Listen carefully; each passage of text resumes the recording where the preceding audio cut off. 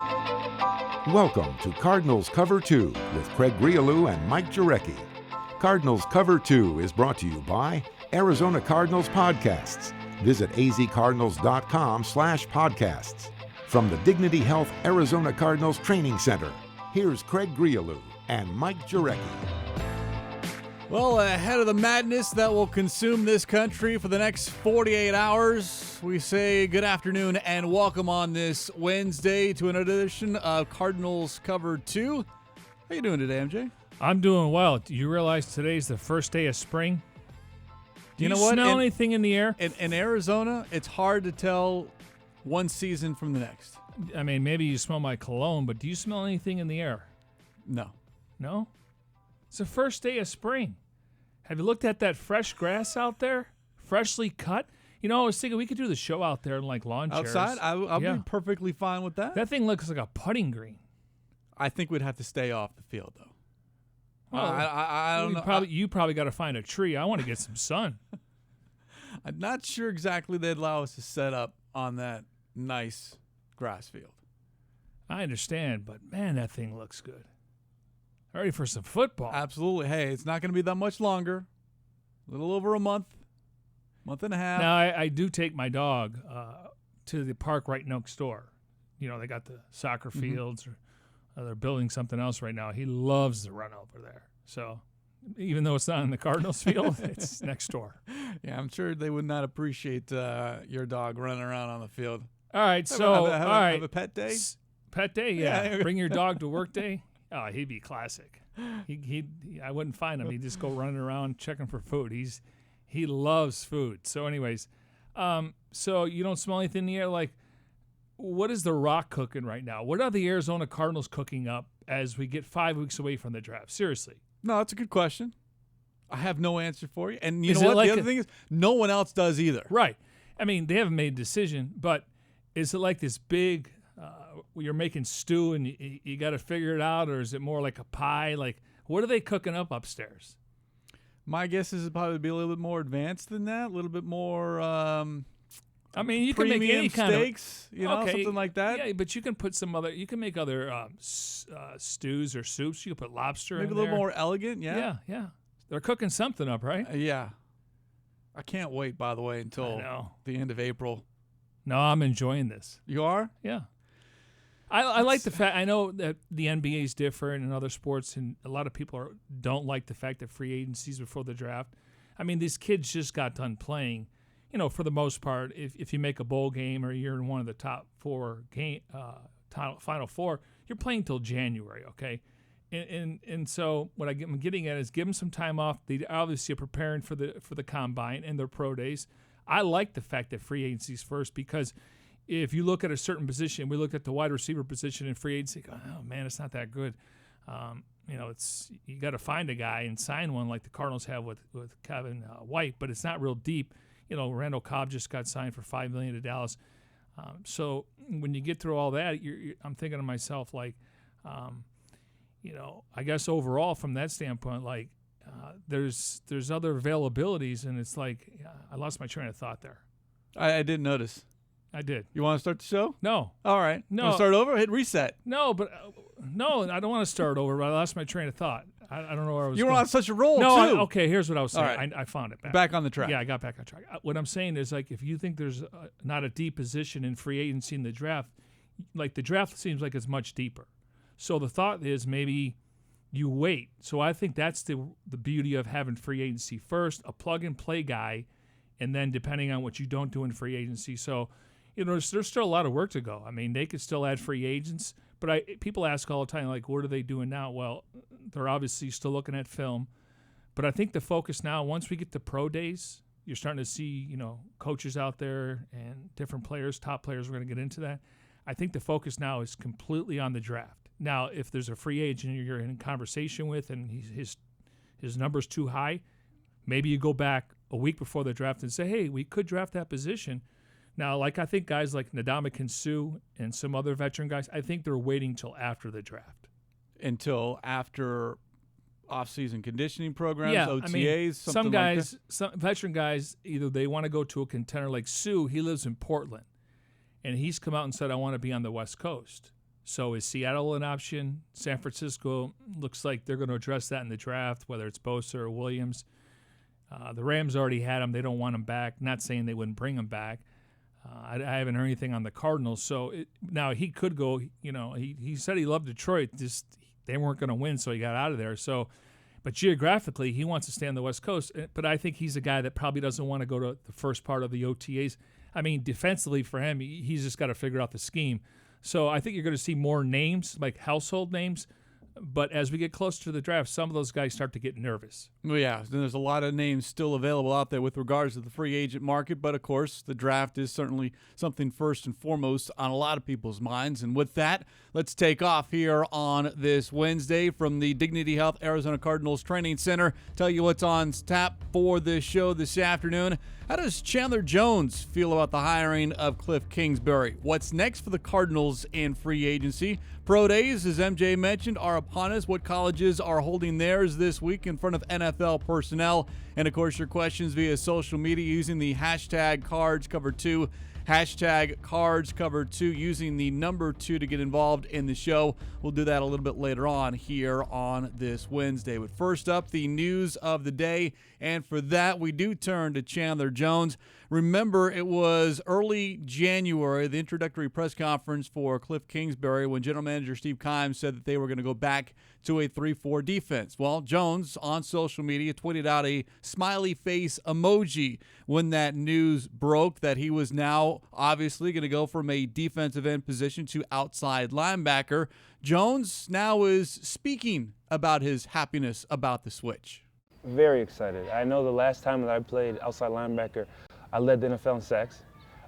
Last year I put on some weight. I was about 280 going into training camp because I was at defensive end.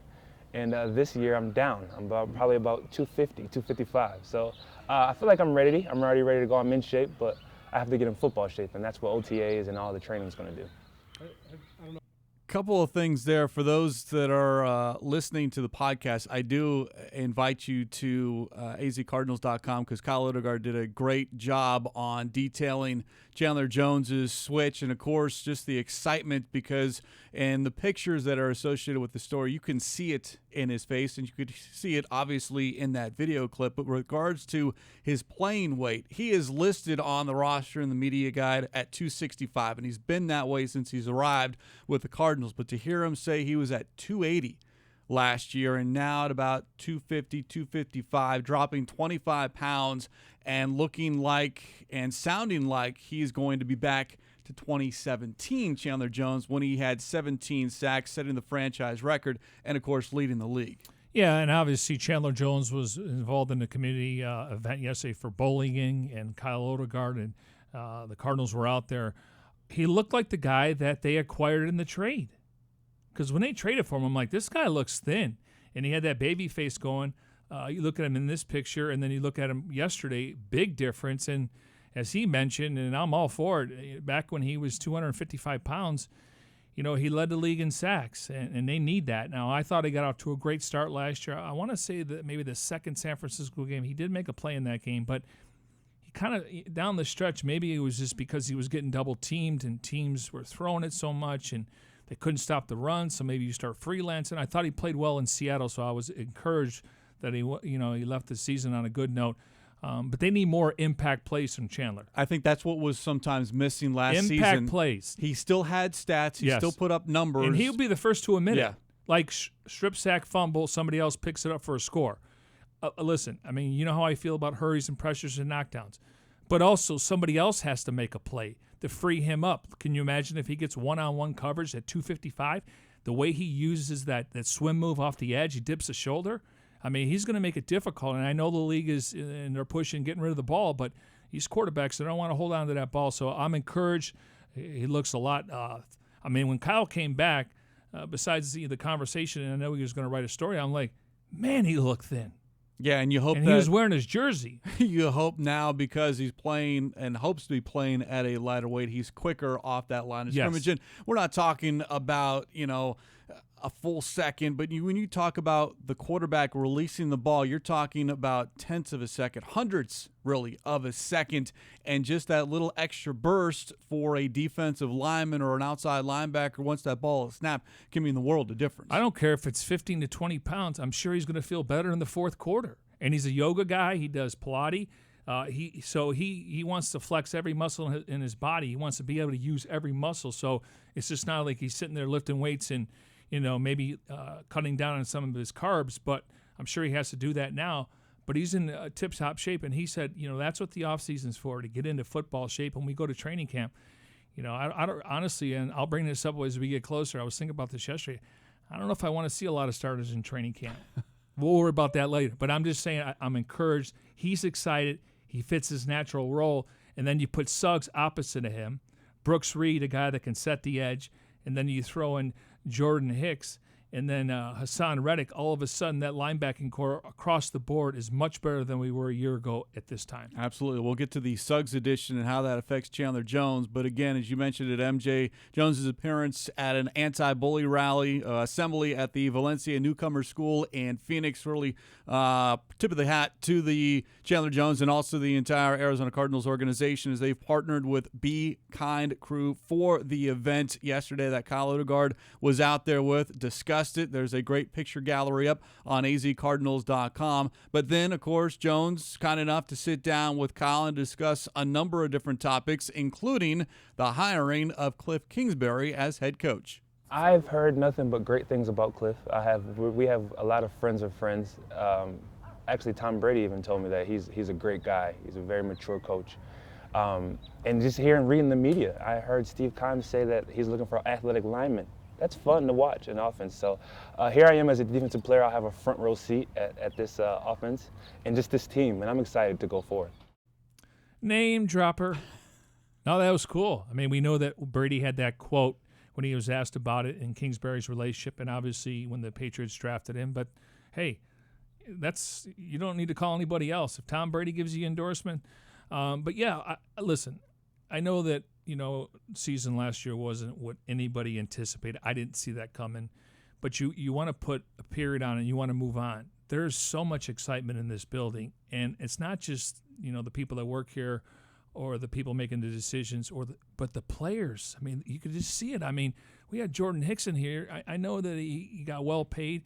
He was thrilled to be here. Robert Alford, he was thrilled to be here. I'm sure all these guys, we haven't had a chance to talk to all of them, but I'm just telling you, there's a lot of excitement around here. You could just see it in Chandler's face. Well, just hearing from Jones, the players are just like us, just like the rest of the media, fans, not sure what to expect, specifically offensively, with what this Cardinals team is going to look like in 2019. And as he said, yeah, he'll be front and center because he'll be able to see it up close on the field. Okay, so just in life, we've had different program directors. When a program director comes in, what do you do first? Okay, who's he worked with? Who can I reach out to? And you rely on the information, and that's how you gather somewhat of an opinion. But first impressions, how does he run the off-season workouts? I mean, are they on the field for 2.5 hours? Are they in there to get it out there for 2 hours and 50 minutes? It's a big difference when you're in that heat. So I like the fact that players have reached out to other players, players that know him. And again, I think if you talk to Tom Brady, that's a great endorsement. Absolutely. And, of course, the other topic with regards to Chandler Jones, if he's on one side of that defense, the opposite side, Terrell Suggs, someone that Jones is very familiar with. The question posed by Kyle to Chandler Jones, what is Suggs' addition going to mean for him? No more double teams, honestly. Someone with a big name like Terrell Suggs, it would be great for us. And, there might be a little controversy who's wearing 55. But, no, I'm not sure what his number he's going to wear. But I'm excited. I'm excited to have him. Hopefully he could draw some attention from different offenses, and hopefully it can help our team for sure. He'd definitely help our team. Did you see the press conference? He said you can keep it because you Oh, did he? a lot. Yeah. Oh, no, I did it. So I'm number 55. I didn't know that. I haven't spoke to him about the number yet. I thought I was going to reach out and give me a price or something. But so he's giving me the number. That's cool. That's cool. And there's no fight about it. Look at that. Breaking news to Chandler Jones. Sounds like he was open for business. I told, look, some guys in their numbers, you have no idea. And I tell you all the time, I mean, I walk through the parking lot. Guys got on their head seat, they got their numbers. They got car mats with their numbers. They got jewelry with their numbers. They're married to the number. Now, obviously, when you go from college to the pros, sometimes the team picks the number for you, especially if you're not a high pick. But we haven't found out yet. He did smile. I mentioned there were some numbers in the 50s, and he reminded us there were numbers in the 90s. Yep. And then I mentioned 95, and he smiled. Now 95 would be Rodney Gunter, who's still a free agent. The Cardinals would like to get him back, but obviously I haven't seen his name anywhere. But 95, he would look really good on the outside. That was Jones's number with New England. That's true. So that was the other thing that maybe they would just swap. Well, and let's talk about Suggs, because we know that this should have happened a long time ago, but he wanted to come home. He was sincere and genuine about it. I mean, it was the Cardinals or nobody else. He wasn't trying to chase a ring in L.A. or go to San Francisco maybe to get back on the West Coast. I think he's going to be a really good influence in that locker room. And I think one of the guys who's going to benefit from it is Robert Kimdichie, saying, hey, listen, I don't know if they're similar. I'm sure they have different interests, but Suggs can tell him, hey, listen, I was a high draft pick. You've got to put the time and work in. If you need anything, I'll help you. And I think he'll be good for some of these other young guys coming in, just the way he goes about his business. Because come game day, when he gets out of that tunnel, he's a cage man. He's going to play with his hair on fire. He's going to bring passion. He's going to bring energy and physicality, and that can wear off on other players. So I'm really excited, not only so much on the field, which we're going to judge him on, but also what he's going to do in the locker room. I think he's a big addition to that side of the ball. Again, more dogs. We got a couple now. Well, and Chandler's no young pup either. He's seasoned, experienced, a veteran, but he can also learn from a Terrell Suggs, both in that locker room and on the field as well. There's going to be a trickle down. They've got enough names on that defensive side. You throw in Patrick Peterson. Yes, Patrick Peterson front and center. Corey Peters as well, who does more of his leading by example as opposed to speaking out, much like Larry Fitzgerald. But you've got guys now in there that if there's anyone who can't succeed as far as being a professional in the NFL within that locker room, then you're just not going to succeed at all as far as NFL is concerned. Yeah, you go back to those Cardinal teams when they had Dockett and Adrian Wilson, and they had some other hitters in that lineup, but I look at this from the linebacking core. You got a dog and a physical guy in Suggs.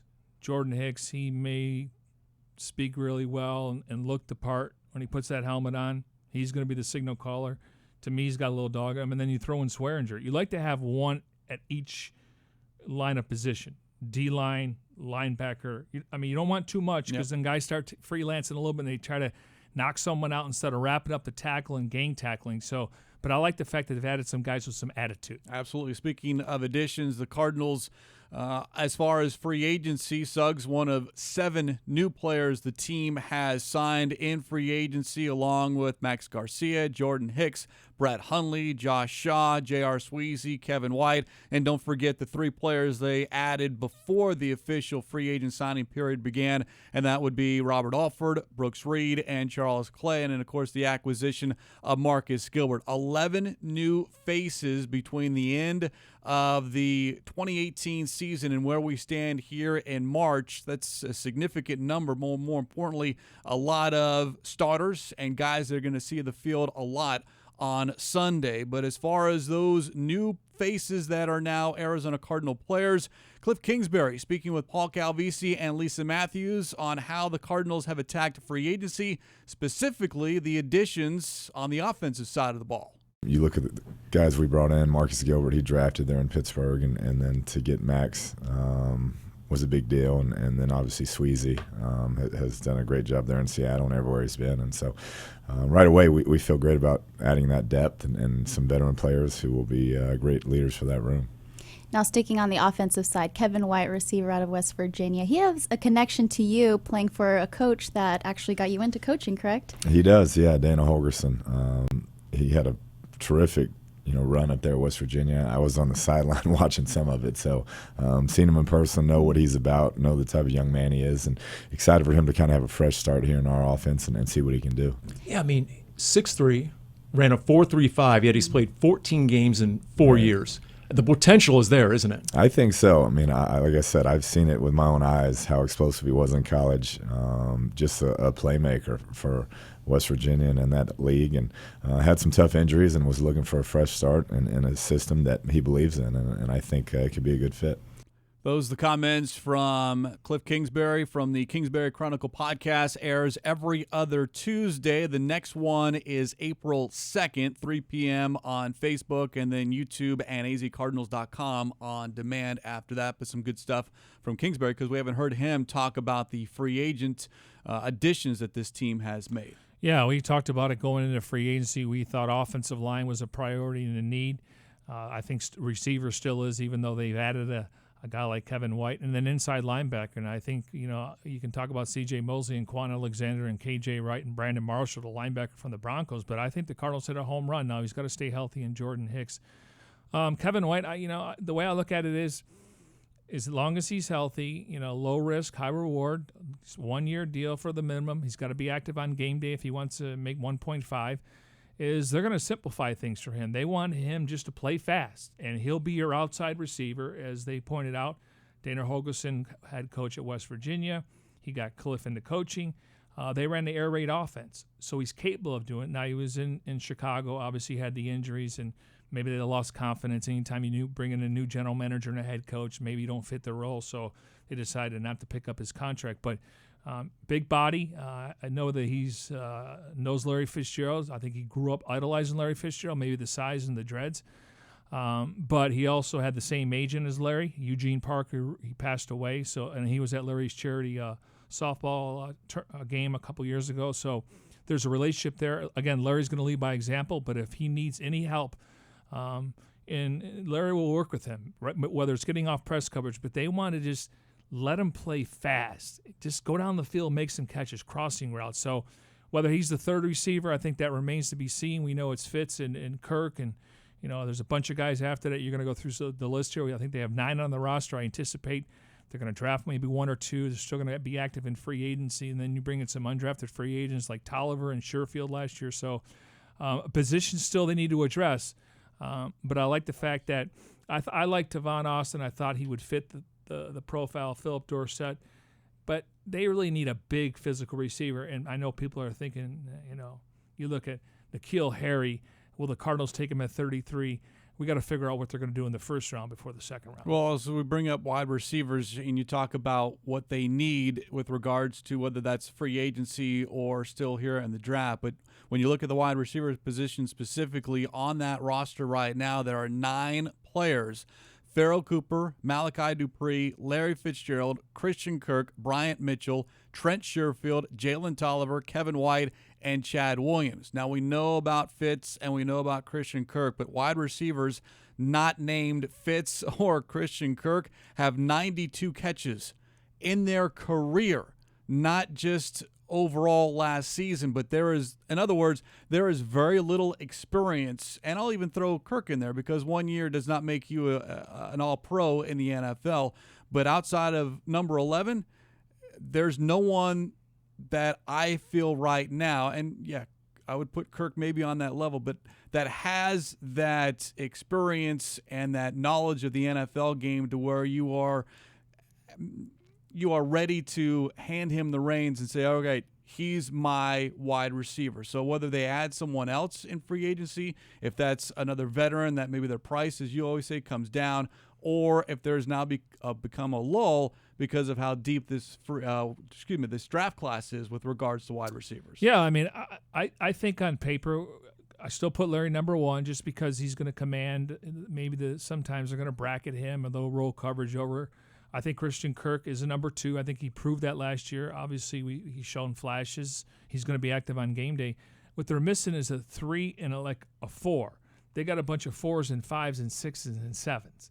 So if you can add a 3, whether it's a draft pick or a veteran guy, and then maybe White or Cooper or Sherfield or Tolliver becomes that 4th and 5th guy, you've improved the depth of the roster. Right now, it's you got 2 guys at the top, drop off. Then drop off. Now, again, they still have the draft. They still have free agency. There's trades available. So they definitely got to flood the position. I would anticipate they're going to have 12 to 14 guys in off-season workouts. And the one name you didn't mention that's been on this roster is Chad Williams, but that's still an unknown because, 1, either can't be on the field, or 2, he's just not making catches. He's just not a part of this offense as the Cardinals expected him when they made him a high draft pick. Yeah, and they let John Brown walk. They let Jerron Brown walk. They let Britt Golden walk. And do you remember the first depth chart, which, it's not like the Bible? He was a starting opposite wide receiver, Larry Fitzgerald, number 2. Yeah. Now, does he have the capability? Yes. I don't know if it's between the years. I know he works hard. He's been working with Chad Johnson, Osho Cinco, and his route running. I know the guys are working out on their own right now, getting in ready for off-season workouts. It's just the little things, coming back to the ball, catching it, possess it. I mean, a couple years ago, they ran him on that sweep. He's got speed. The thing is, he went to Grambling, and maybe it was too big for him. But when we see him in the locker room, he's engaging with his teammates. I don't think he lacks confidence. It's just he's got to be more consistent. You got to stack good days back to back, and one day he'll look good, and the next day he's got 2 drops, and I think it affects his confidence. The other thing about this wide receiver discussion that needs to be brought up, because if Kingsbury wants to have 4 playmakers as far as wide receivers, or even 5, how much does the tight end position, Charles Clay, Ricky Seals-Jones, who was a wide receiver before making the position switch, and then, of course, the running back position, and top of that list is David Johnson, who we all believe a year ago might have been the second best receiver going into 2018, didn't materialize, but those are 3 names right there that all of a sudden maybe wide receiver in free agency doesn't become such a need, because if you look at your not wide receivers but just playmakers, once that ball is snapped, you can add Clay, Seals-Jones, and David Johnson. Yeah, I think that's a great point. And if you want to go that route, I would put David number 3, okay, because I want him to be more of the bell cow. And Ricky Seals-Jones, now we know he's got to get stronger, and he's got to cut down on some of the mental errors, but because of his size and speed, I think he'd be a matchup issue. Quick throw, let him run with the ball. And Charles Clay, whether he's blocking or, to me, I always think an easy throw for a quarterback is thrown in the middle of the field to the tight end. And again, they get rid of the ball so quick. So, yeah, I mean, if you want to go that route, but it's interesting. I didn't mention Chad Williams in there, but I think he has every opportunity to succeed. It's just a matter of trying to get better every day. I think the effort's there. I just don't know if he feels like he's buried on the depth chart, and he's got to be like Superman one day. Just go out there and play. Just go out there, and you've been in the league long enough. You've played with different quarterbacks, so I don't know. For a 3rd-round pick, they need something out of him, though. Well, bottom line is there's going to be opportunity for someone here, this offense, to kind of jump up and take the ball, if you will, by the horn and really make some noise with regard to that wide receiver / playmaker role. Now, the other position group here that I think maybe is first and foremost now that first wave of free agency has come and gone is the defensive line, and specifically the interior of the defensive line, because right now the Cardinals list 5 players on the defensive line. Cameron Malveaux, who is more of an outside D-end. Robert Kimdichie, who remember is coming off his best season as a pro, but tore his ACL, so when will he be available in 2019? Corey Peters, number 1 right there, the veteran, someone that you can count on every single week. And then Pisoni Tassini and Vincent Valentine, a couple of 25-year-olds that combined appeared in 4 total games towards the end of last season. So really, we talk about wide receiver, it's Larry Fitzgerald, Christian Kirk, and everyone else. For me, D-line is Corey Peters and everyone else, because you can't count on Kimdichie right now coming off the injury. So right now, defensive line, and whether you're talking about a tackle or an end, and keep in mind Chandler Jones is no longer a defensive end, but maybe there are more linebackers on the field than maybe defensive linemen on certain possessions or downs during the course of a ball game. But I think D-line is something that the Cardinals need to certainly look at in both free agency, and we know that this draft class is heavy in defensive linemen. Yeah, I don't want to yell fire in a theater, but you look at it, and the good news they don't play this Sunday is that you don't need 8 guys like you needed a year ago. You're playing a 3-4, so now you need 6 guys. And I know what you're saying numbers-wise, and who knows who's going to be here. I still think they're going to address that. Could be with the first pick in the draft. It could be Quentin Williams. It could be Nick Bosa. They could, if they go a different position with the first pick, they could take a lineman in the second round. As you mentioned, it's a very deep draft for linemen, and the Cardinals could try to move up to get back in the first round so they get the fifth-year option. But, here's a couple guys that are available. Don't know if they have any interest. We mentioned Sue. He's entering his 10th season.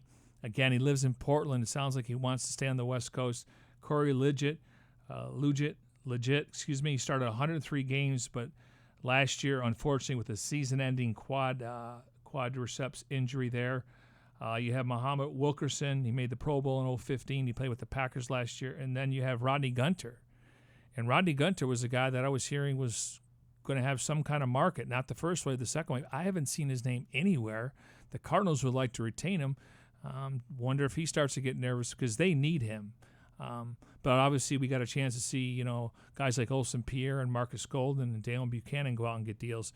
So I'm curious to see. But Gunter, to me, came off a career year. He didn't miss a game. He's never going to steal the headlines. But I thought he played well last year, and I think he would play really well in this 3-4 defense next to Peters, and hopefully you get a rotation with Kemdichi. But they'll have to address it. Not some great names on here, but the guy that makes the most sense is Rodney Gunter. Obviously, it takes two to tango. Yeah, I would love to see Gunter once again lining up with Corey Peters, and then you figure out what you want to do at that other lineman position. But again, you say it takes two to tango. What are the Cardinals offering? What is Gunter expecting, or what was his expectation going into this free agent market? And again, money dries up. There's not a lot out there. As you get closer and closer towards the offseason, and some of those younger players want to know where they're going to be in April and May and not want to wait until July and August. Yeah, and if I'll give you as an example, if Rodney Gunter signs with another team as a backup, I'm thinking you had a chance to start here. Now, again, I always think it comes down to two things. Fit, scheme, one, asking price. We can sit here and talk forever. I like you, you like me. I like the film I'm watching. Okay, how do I fit into your scheme? And then how much are you going to pay me? Yeah. And for some, those could be reversed. Yeah. What do you pay me? And then I'll figure out how to fit into what you want me to do. Well, here's a 1-year deal. Come back and play 16 straight weeks and go back in the market. Or if you play well, we may extend you during the season. I understand. It's the first time he's becoming a free agent. I would like to be wanted and not so much wined and dined with the red carpet. Again, you're in the second or third wave of free agents. You're just hoping to find a job. But it's the first time he's got that. And I think he felt like he put up numbers to where maybe he should be his name being more mentioned, but you don't see his name anywhere. Yeah, right now it's been and very, it doesn't very mean quiet. he doesn't have a deal. He just probably doesn't want to accept it. Yeah, it is a Wednesday edition of Cardinals Cover 2 here from the Dignity Health Arizona Cardinals Training Center, broadcasting as we always do in our Bose QC35s. Just go to Bose.com for more information. Still to come here on the show, your questions via social media using the hashtag CardsCover2.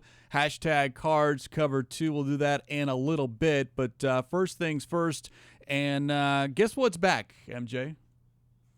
The Kyler Murray speculation. It seemed like there was a little bit of a lull, and I don't know if that was because of free agency or not. But it's always been there, but it just seemed like it ramped up over the last 24 hours. Yes, and you'll tell us why. But Kate, he obviously was a story of the combine. Absolutely. He was a story after the combine. Absolutely. He was a story when he measured.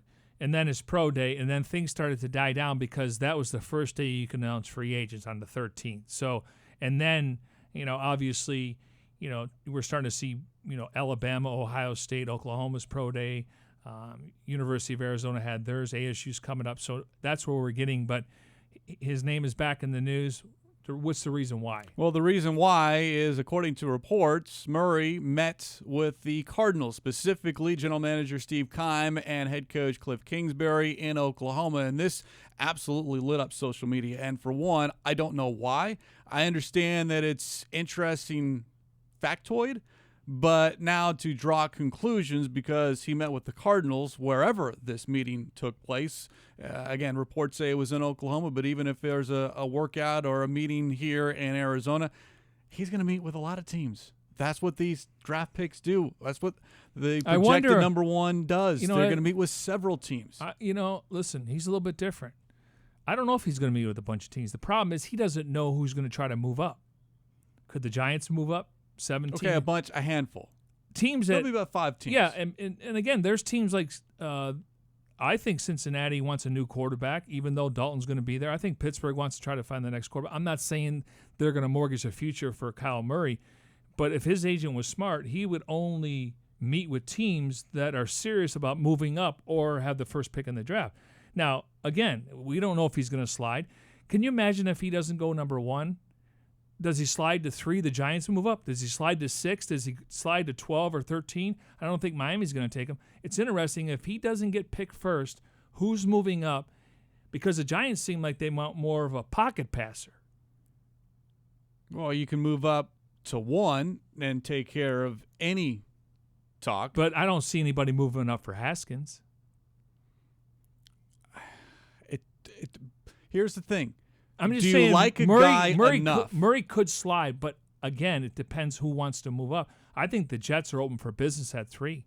I think that's when the draft's going to start. If the Cardinals go status quo and the Niners go status quo, the Jets are open for business. They would love to move back.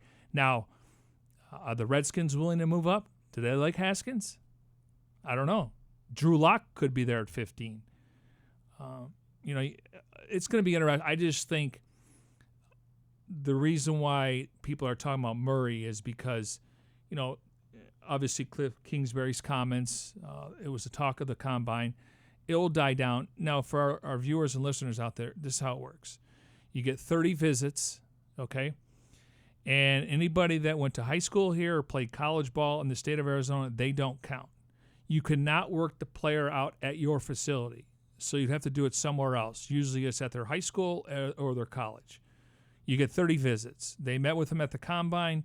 They're going to bring in 29 other players.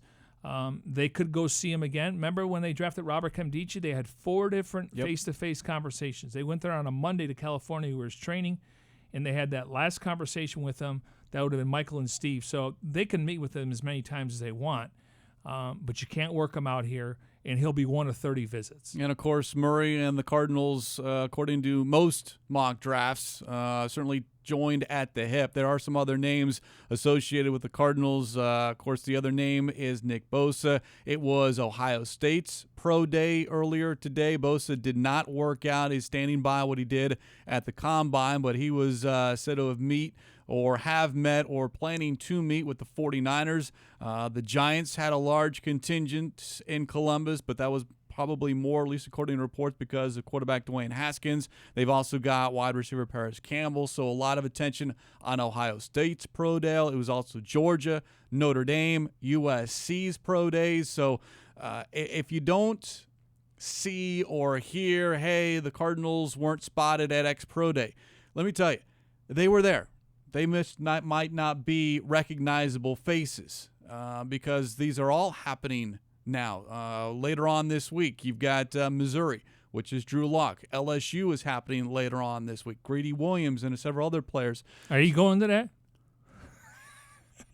We should, huh? No, you should. How about that? That would get people talking. No, but you're right. I mean, when the general manager's there, the head coach is there, people put a little bit more credence into it. Again, go back to the tape. Now you're trying to find out the person. But for the most part, all 32 teams are represented at every single pro day. 32 teams. Some send more, some send less, but all 32 teams attend these pro days. Well, Alabama's pro day was yesterday, and no one saw Steve Keim. No one saw Cliff Kingsbury. Bill Belichick was there. He had and he was wearing an Alabama shirt on. Man. Well, he and Nick Saban go way back. When Schiano was at Rutgers and Saban, but they've been a farm system for him. Now, they have to draft those players, but they have so much insight because he's so close to Schiano, who now is going to be the defensive-minded coach coordinator. And then Nick Saban, they were on the same staff in Cleveland together. It's been a farm system for those guys. Yeah, I wouldn't put too much stock in it. I would put stock in bringing these guys to your facility. Again, go out for lunch, dinner, put them on the chalkboard, get to know the player and the person. Test their skills when you ask them a play. Why did they run this play when it was 3rd and 3 and they threw the ball 2 yards short of the sticks?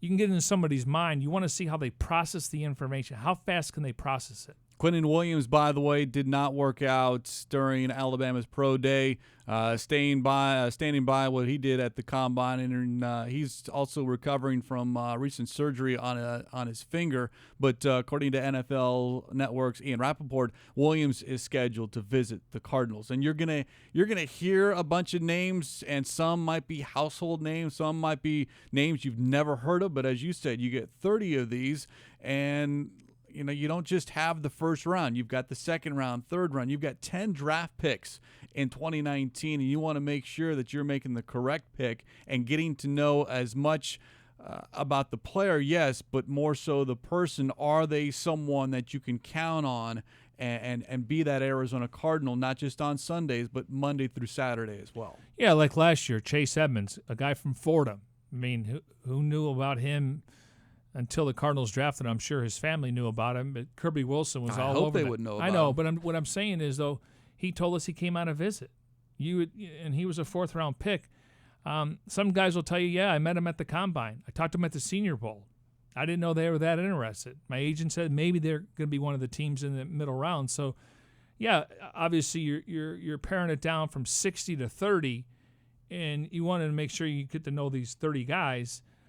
But sometimes some of those guys are getting drafted. You don't have the opportunity to draft them at that point in time. So, but I do think face-to-face interviews can go a long way about, and Steve always says it, you don't know what's between the ears and you don't know what's in the chest, which is, does he love football? Does he have a passion for football? Or is he just motivated to be in the league and the lifestyle? 36 days Hey, away. Listen, I'd be if you told me that Quinnen Williams wasn't coming here for a visit, I would have been shocked. I mean, I look at 3 players in this draft. Now, there are really good players. And I think Josh Allen from Kentucky, I think he's a pass rusher. He can drop back in coverage. I just don't think he fits what the Cardinals want to do. And that's just me thinking. The top 3 players, regardless of position, Bosa, Williams, Murray. Quarterback trumps that. You couldn't go wrong with any 3 of those guys.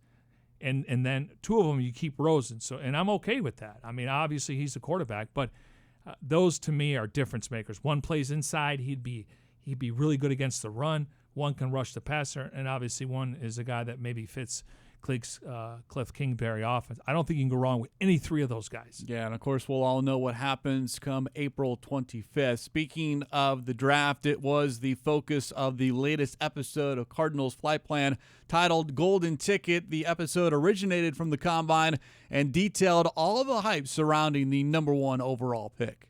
Yeah, I don't really pay attention to it. I can't. I see it everywhere, though. I'm not going to lie. I see it everywhere. Sitting in the meeting rooms with, all the players, and we're just sitting here, and I'm on the TV. So, I mean, you can't really get away from it, but it is what it is.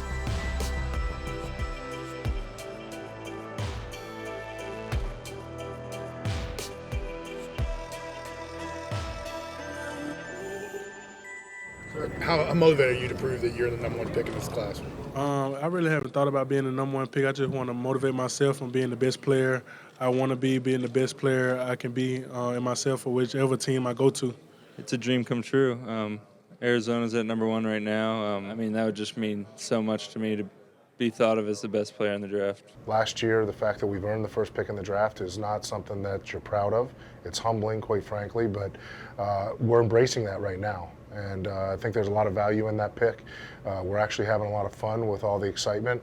It's great for the organization. It's great for the National Football League. We're really focusing on finding that player that can, take this organization to the next level. Obviously, having the number 1 pick, you really want to, make sure that player is super impactful and they have all the skill sets and the traits and the characteristics that you want to see to represent this organization.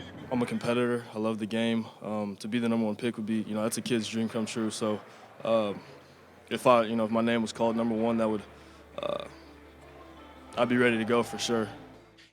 Now, this episode also took you behind the scenes when draft prospects meet teams at the Combine. You get 15 minutes, which is not a whole lot of time when they meet in Indianapolis. But the goal, of course, in those 15 minutes is to get to know the player. Do they have a passion for the game? And can you get that? Can you get that sense from those 15 minutes?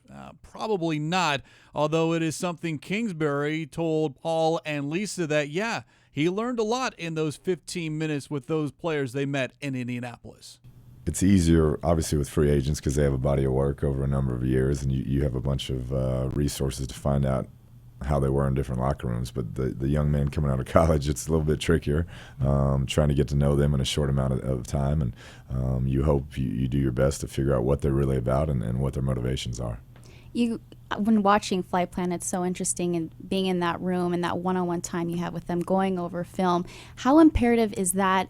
And then having them come into your building and doing that one-on-one workout, which, I mean, you can't say what is more important because both are pretty equal, but just how imperative is that in the process? It's huge. I was shocked at how much you can really gain from 15 minutes, but sitting down, you get a good feel for who they are, where they're at mentally, and what drives them. And so I think then to get them back on your campus and get them here and see if they let the guard down a little bit more is going to be a fun part of this process. So you did find that valuable? Because a lot of times we hear, well, it's rehearsed and 15 minutes isn't enough, but you did glean a lot. I felt like if it's rehearsed, it feels rehearsed, and you get a good feel for that. So I've been working with these young men the last however many 10 years, so I got a pretty good feel for when they're telling a story or they're being straight up with you.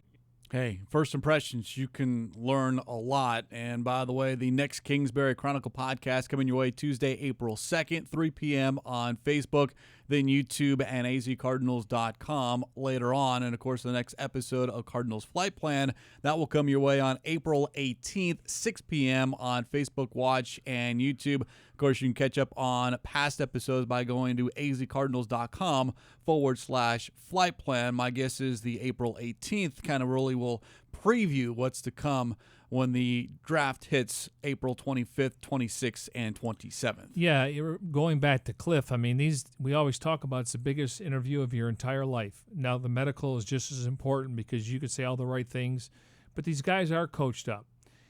When they know they got to meet with X amount of teams for 15 minutes, I'm sure they have couch answers for everything, even though different questions from different teams. You fly them out here, you take them out for lunch or dinner, you could see their manners, okay? You can just get them out of their comfort zone. Yes. You're not having those same coach questions. You put them on the chalkboard. You can tell a lot. I just think, watch film. What were you thinking here? Why did you do this? And now you're getting the real person versus the guy that's been coached. So the good news is, as you said, first impressions. Sometimes teams want to hear certain things. Players feel like I'm going to tell them what they want to hear. But you get them here, they get out of their comfort zone. And the fact that he's had experience for 10 years trying to recruit players out of high school, you would think he would know something when it comes to young guys. Are they coach? Were they told to say this, or is this more truth from the heart and they're speaking their mind? Or are they just telling the coach what he wants to hear? Yeah, are they being real, or are they reading from a script? Or are they just phony? Yes. They're putting you on. They're telling you exactly what you want to hear, and a lot of coaches don't want to hear that. They want to be challenged. Yeah. As we come to you here on this Wednesday edition of Cardinals Cover 2 from the Dignity Health Arizona Cardinals Training Center, broadcasting in our Bose QC35s. Go to Bose.com for more information. All right, it is that time here, as we do each and every showtime, for the Bird Gang to sound off using the hashtag CardsCover2, hashtag CardsCover2, your questions via social media. And we begin with Twitter, and something we discussed already in the show, but it's worth repeating. User wants to know, are you concerned about the lack of depth at D-line? And they continued by adding, it's Peters, an injured Kimdichie, and a bunch of unknowns. Will there be any movement soon in free agency to address the position? No, they're done. Yes. I mean, we're just in the second wave. Trust me, they'll have probably 8 D linemen in camp. 6 make the roster. They have a plan, and we know how deep the roster, the draft is at D-line. There's also trades. And, hopefully, push comes to shove, you can retain a guy like Rodney Gunter. I don't think they're waiting for him. They got to do what's best for them. But, yes, they will address the position. When they line up in September, they will have 53 guys on the roster. I think they are done, though, at punter and long snapper. I hope so. Aaron Brewer, he's done a nice job. Obviously, Andy Lee's a weapon, and we're going to see about the young kicker. Piggybacking off the D-line question, Ndamukong Suh, user wants to know any chance if the Cardinals go after him. Now, he made 11-3 last year. I think he fit in there. I don't think he was as dominating as maybe they wanted in the first half of the season. I thought he played really well down the stretch. He played really well in the postseason. He gave him a lift. He's probably going to want $9 or $10 million. I don't know if you can afford to do that when you got so many other holes. Again, he has maintained he wants to play in the West Coast. I mentioned he resides in Portland, so maybe he goes to the highest bidder. I don't see him going back to the Rams, and I got to think if he's going to take a pay cut, it's only going to be for $1 million or $2 million, and he'll have incentives in his contract. Not so much for sacks because he plays in the interior. How healthy are you? Are you active on game day? And that's maybe where he can make 11 or 12 million. I don't know his asking price. If it's steep, I don't know if that's an area where they would address. But clearly, they got to fill some bodies in there, and I think that will happen over the next couple of weeks. Well, that's one of the biggest names still available, yes. And a lot of people believe that he would have been one of the first off the board because of his resume and what he did. But here's someone who's still out there, and it very well could be because of asking price. Asking price, and I just don't think he wants to go to off-season workouts. I mean, I'm not saying he's not a team guy, but maybe he shows up. Like the strength and conditioning, you ever see him with his shirt off? He doesn't need that. And, it was a long season for him. They played until February. He keeps himself in great shape. I just wonder, are we going to see this for the future? He's taking 1-year deals. I'm sure he'd like to get a 2-year deal so he doesn't have to bounce around. But I'm sure his phone's ringing. It's just he's not ready to sign or his asking price is too high. Bird Gang Sound Off continues as we move to Instagram. User wants to know, what are the best free agent or draft options for the Cardinals when it comes to the nickel corner position? It's a great question. They signed Josh Shaw. I was told he played inside and outside. I was told they're going to look at him at a free safety. So obviously the Lepethego, he signs with the Giants. You have Budda Baker, you have Swearinger, and you have Rudy Ford. Zeke Turner is going to go inside the box. He's going to be a linebacker. So I think it's a need. It's usually costing $5 million for these guys, so it's a veteran guy. There's a couple guys out there. E.J. Gaines, Brent Grimes is like 100. That's it. I mean, you're starting to see guys like the guy from the Bears. What's his name? Brian Callahan, was it? Okay. He's a corner. He went to the Broncos. You're starting to see some other slot guys. Maybe he's on the roster. Maybe that's David Amerson, but it looks like Josh Shaw is going to work at free safety. But it is a position they're going to have to address. I'm not saying you can't go in there with a young guy, but I do think they'll address that at some point. But they do need a slot corner. Dietrich Nichols, Brandon Williams, who saw time late in the season. I just think Emerson has the most experience. Absolutely. Getting a lot of defensive questions. Another one on Instagram. Cardinals adding a lot of stars to the defense. What do you think we will rank defensively in 2019? Well, it's just a guess. I mean, I think they're going to be vastly improved just based on the scheme they're running under Vance Johnson. I think they could be a top 10 defense. Hopefully, when we talk about rush defense, they're in the top 6, top 7. Points allowed, you're in the top 10. I like what they've done at certain positions.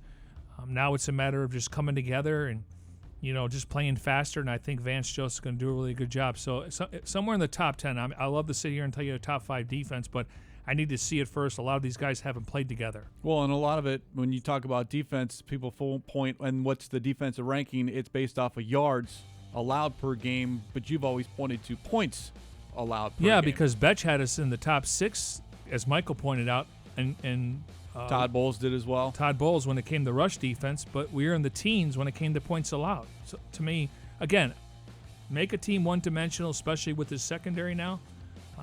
But also you have to be able to stop the run. And I think if they can zero in on that, we're not talking about gap discipline, gap integrity. Just win your matchups up front. You put teams in 3rd and long, hopefully the defense can tee off. I think they'll be vastly improved, but I think it's going to take a little time. Well, of course. I mean, especially with the new faces, new coaching staff, it might be a quarter of the way into the season because you need that time. But we're not relying on rookies unless it's Bosa or Quentin Williams. We're relying on veteran guys that still have something to prove. And for the most part, besides the Suggs and Reeds and Hicks and Alfords, a lot of these guys have been on the roster from a year ago. Appreciate the Bird Gang signing off here on this Wednesday using the hashtag CardsCovered2, hashtag CardsCovered2. We do it every Monday, Wednesday, and Friday. Keep the questions coming. We'll get to as many as we can on our next show on Friday. And that is going to wrap up this edition of Cardinals Covered 2. Special thanks to those behind the scenes, Tim Delaney, Jim Alejandro, Devin Henry, Jeremy Schnell, and Jackson Sipes. For my partner, Mike Jurecki, I'm Craig Grialou. We'll talk to you on Friday here on Cardinals Cover 2.